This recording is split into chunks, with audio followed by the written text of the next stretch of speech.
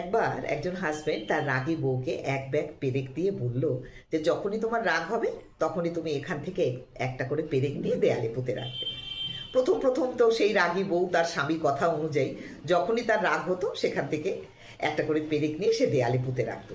কিছুদিন বাদেই সে ভাবলো যে এই কাজটা বড্ড কঠিন, তাই সে ধীরে ধীরে তার রাগটাকে কন্ট্রোল করতে শুরু করলো। তো একদিন তার হাজবেন্ড তার সেই রাগী বউকে জিজ্ঞাসা করলো যে তুমি যদি মনে করো যে তোমার রাগটা তুমি কন্ট্রোল করতে পেরেছো, তাহলে এই দেয়াল থেকে একটা একটা করে পেরেক তুমি তুলে ফেলতে পারো। সময়ের তালে তালে সেই ভদ্রমহিলা দেয়াল থেকে এক এক করে পেরেক তুলে ফেললো, কিন্তু পেরেক তোলার পরেও সেই দেয়ালে কিন্তু সেই পেরেকের গভীর ক্ষতগুলো রয়েই গেল। তাই দেখে তার হাজবেন্ড তার স্ত্রীকে যে কথাগুলো বোঝালো সেই কথাগুলো কিন্তু আমাদের প্রত্যেককেই মেনে চলা উচিত।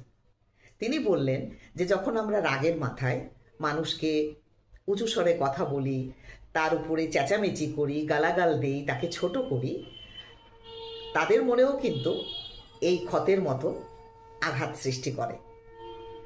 তাই সারা জীবন ধরে তুমি সেই মানুষটার কাছে সরি বলো বা ক্ষমা চাও, সেটার কিন্তু কখনো মাফ হয় না।